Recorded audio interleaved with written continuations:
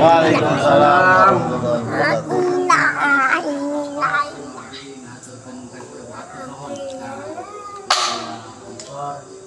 Kecamatan Greget, Ketua Banser Kecamatan Greget, Ketua Rijal Ansor Kecamatan Greget, dan segenap masyarakat agama YP Ansor Ranting Desa Sinapeng. Alhamdulillah parantos hadir di masjid anu insyaallah diberkahi Allah Subhanahu. Amin amin. Dia si Mabdi ngaturkan apun dan berhaputan lagi apa-apa yang sudah mungkin jadi ekspektasi Anda semua tidak sesuai dengan ekspektasi. Yang awalnya mungkin bayangannya seperti apa, kenyataannya seperti apa. Ini adanya seperti ini, jadi mohon maklum adanya. Terus, di oke selain maaf atas apa kekurangan-kekurangan yang ada, di sini merasa satu hal yang luar biasa bagi kami karena memang kegiatan ini seharusnya bukan hanya sebatas Banom yang melaksanakan, tapi MWC pun harus melaksanakan. Nah, cuman rata-rata apun kan misalnya rata-rata di pengurus MWC rata-rata ke kiai kabeh. Jadi kayak dari warga musola, warga masing-masing. Jadinya ya ini mungkin jadi satu hal yang memang acuan bagi Banom-Banom lain ataupun ibaratnya pemuda-pemuda IPNU ataupun IPPNU butuh bimbingan, butuh lebih giat lagi dalam mensiarkan agama melalui wadah Nahdlatul Ulama. Misalnya di Sindang Kempeng, kalau di Kecamatan Greget mungkin baru beberapa desa yang benar-benar mungkin itu lebih menggema hanya beberapa desa. Di Sindang Kempeng itu mungkin ini lagi pengenalan. Makanya tadi ya Kampura tadi ketika datangnya Gurudo gitu ya pakai baju banser itu pada heran ada apa? Ada apa? Mengandung banyak pertanyaan. Dan saya pun ini ada apa? Ya mohon maaf sebelumnya saya tidak memberikan satu arahan atau apa kepada masyarakat di sini karena memang kita pelur ibadah gitu kan, tidak ada apa namanya yang bela-bela apapun. Dan di sini memang orang-orang di sini itu lagi dalam masa proses untuk lebih giat lagi dalam syiar agama. Dan kami pun selain Ketua MBC, kami di sini sebagai perwakilan DKM lagi bagaimana caranya menciptakan masjid ini nyaman, masjid ini menjadi masjid yang ramah. Ke depan mungkin sebenarnya banyak program-program di komunal khusus untuk masjid dan musola. Nah, mungkin saya di sini mau cari beberapa orang, entah itu dari Banom ataupun dari pengurus ataupun dari lembaga. Kita itu yang harus kita kejar supaya memudahkan untuk mendapatkan bantuan baik itu di musola dan di masjid. Yang kita kejar itu AIW-nya, akte ikrar wakaf. Nah, ketika sudah punya AIW, akte ikrar wakaf, itu mudah untuk mendapatkan bantuan. Gitu. Dan saya sendiri pun di masjid ini sertifikat belum jadi-jadi, tapi untuk AIW sedang saya proses. Jadi mungkin yang lebih dekat musola MWC. Musola MWC tinggal ikrar saja. Yang mungkin itu yang akan kita kejar, dan mungkin bantuannya selain untuk musola mungkin kita untuk ini MWC ini juga. Jadi ke depan musola yang di desa manapun, di sini saya yakin bukan hanya dari satu desa ya, ada perwakilan dari desa-desa, silakan ini kan. Kemarin yang sudah menghadap itu Ustaz Doni meminta untuk dibantu terkait IIW-nya, dan saya sudah siapkan beberapa formatnya. Saya minta kakaknya, KTP-nya, siapa yang mewakafkan, siapa ahli warisnya, dan siapa nadirnya. Jadi untuk proses sertifikat wakaf itu butuh waktu berbulan-bulan, gitu kan. Tapi untuk AIW itu 1 bulan bisa beres. Yang terpenting ada akte ikrar wakaf. Itu setelah diketahui oleh camat, oleh desa, dan setelah diukur langsung oleh pihak desa, dan saksinya pun bukan hanya sebatas di keluarga atau ahli waris, harus ada saksi desa. Nah, di sini setelah semuanya beres baru proses di KUA. Di KUA pun tidak bisa langsung. Kami mungkin di sini akan membentuk yang namanya lembaga wakaf khusus NU Kecamatan Greget. Di sini kita buka aplikasi khusus. Jadi aplikasi ini memang ketika sudah terdaftar di aplikasi tersebut, nanti keluar nomor pendaftaran. Nomor pendaftaran ini baru dikasih ke KUA dan diserahkan berkasnya. Setelah itu keluar akta ikrar wakaf. Dan setelah punya akta ikrar wakaf, ketika ada ada anjuran dari pengurus MWC ataupun dari MWC, siapkan akta ikrar wakaf, permohonannya apa, bantuannya itu bisa diajukan. Itu peluang yang sangat bagus gitu.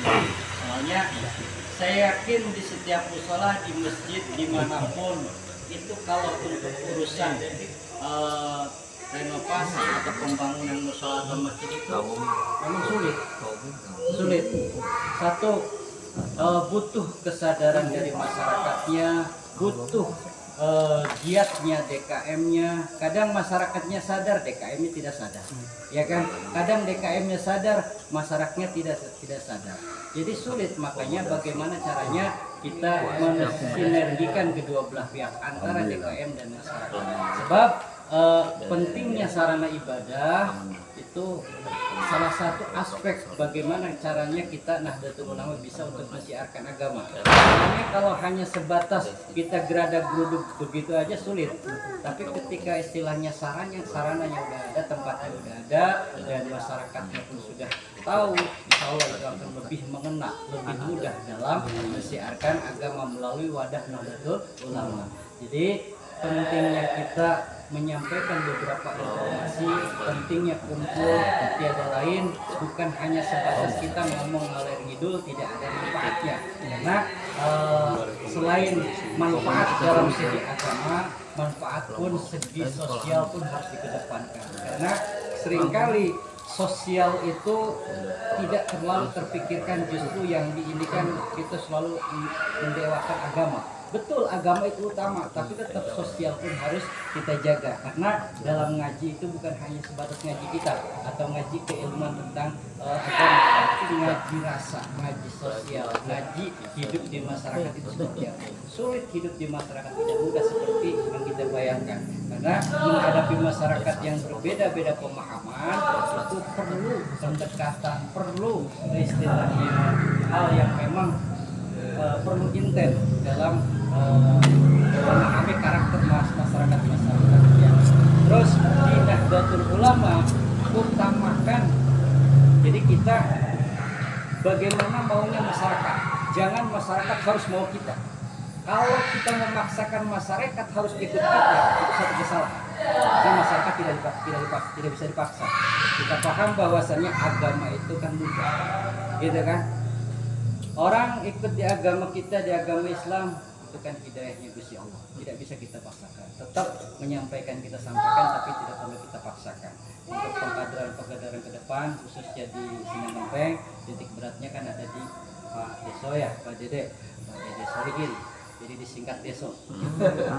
Deso di sini punya tanggung jawab penuh, dan di sini merapatnya jangan ke saya, Pak. Merapatnya ke Ketua Tanfidyah Sindang Gempeng. Jadi minta saran dan dukungan Ketua Tanfidyah. Soalnya kalau saya yang mengarahkan, yang ada saya nggak enak sama Ketua Tanfidyah Sindang Gempeng. Bukan saya nggak mampu, insya Allah bisa, gitu kan. Cuman tetap kita memenuhi koridor ataupun prosedur yang ada. Sebab ketersinggungan pasti ada ketika saya melangkahi satu step di organisasi. Jadi saya mohon untuk ke depan Anda di sini dipercaya jadi ketua Departemen Ranting Desa. Bagaimana caranya pengkaderan dengan catatan Yang utama ketika ingin memberikan ataupun mengajak orang, tunjukkan akhlak yang baik. Yang kedua, kita tata bicara bahasa pun harus kita biasakan ucapan-ucapan yang memang bermanfaat gitu kan. Sekalipun ini tantangan berat buat Anda, mungkin Anda terus lemes baik atau apapun, tiba-tiba ada yang bicara ataupun yang ngomong cina itu biasa aja ngomong halus gitu kan. Tapi kan kita itu harus punya target, kita harus punya satu hal yang memang menjadi perubahan. Di 2025 itu harus lebih baik daripada 2020 ataupun yang lain-lainnya. Jadi Anda harus punya target ke depan, bagaimana caranya NU di Sindang Kompek itu lebih baik lagi. Dulu mungkin sudah baik, tapi ke depan harus lebih baik lagi. Dan ini tantangan berat untuk Anda. Ketika Anda mampu, ini satu hal yang memang jadi nilai terbaik buat Anda. Dan ini manfaatkan sedemikian rupa. Di antara istilah satu kelebihan orang itu mau menghadapi tantangan. Kalau memang tidak mau menghadapi tantangan, tidak mau menghadapi hal-hal yang memang sulit untuk dilakukan, ya jangan harap Anda akan merubah diri ataupun perubahan.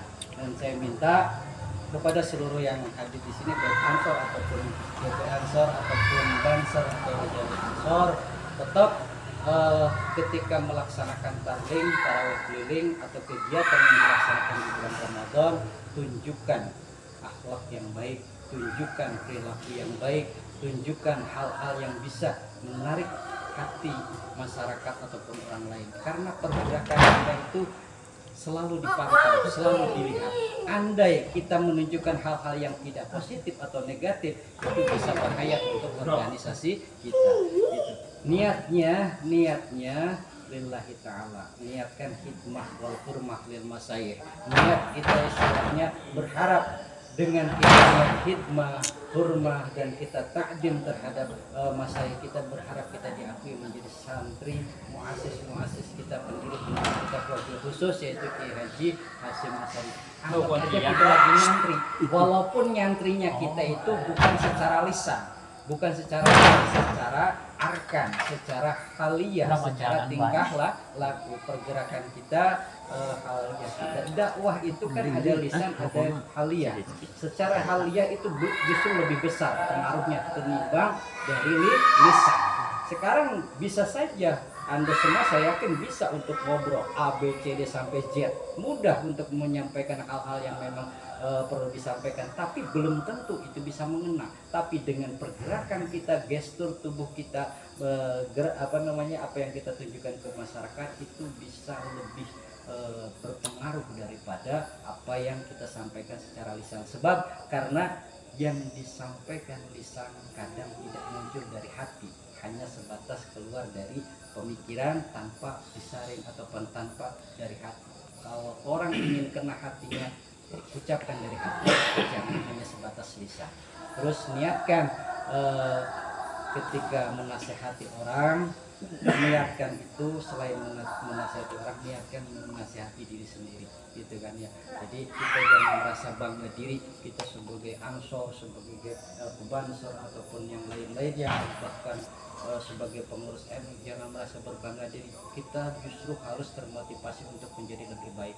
Sebab kalau kita ibaratnya gampang berbangga diri, berbangga hati, itu satu kesalahan besar dan itu bisa menjerumuskan pada yang namanya kita itu takabur. Kalau sudah takabur berat. Takabur itu hanya pakaian yang Gusti Allah. Kita itu apa? Kita tidak bisa seperti itu. Kita itu hanya ciptaannya Gusti Allah. Oleh karena itu tetap tanamkan kerendah hati, tawadu. Tawadu ibaratnya tanamkan kesabaran dalam berjuang, rendah hati, dan kita senantiasa istiqomah dalam menjalankan ibadah. Sebab yang namanya istiqomah itu bukan perkara mudah, perkara berat. Oleh karena itu kita harus benar-benar sabar, benar-benar kuat. Tekad kita kuatkan dalam berdakwah ataupun berjuang di jalan Allah Subhanahu wa Ta'ala. Mungkin itu beberapa hal yang bisa saya sampaikan. Mohon maaf dari awal sampai akhir apabila ada kata-kata yang salah ataupun kurang berkenan di hati Anda semua. Mohon maaf sebesar-besarnya. Tutup. Wabillahi taufiq wal hidayah. Wassalamualaikum warahmatullahi wabarakatuh. Waalaikumsalam warahmatullahi wabarakatuh.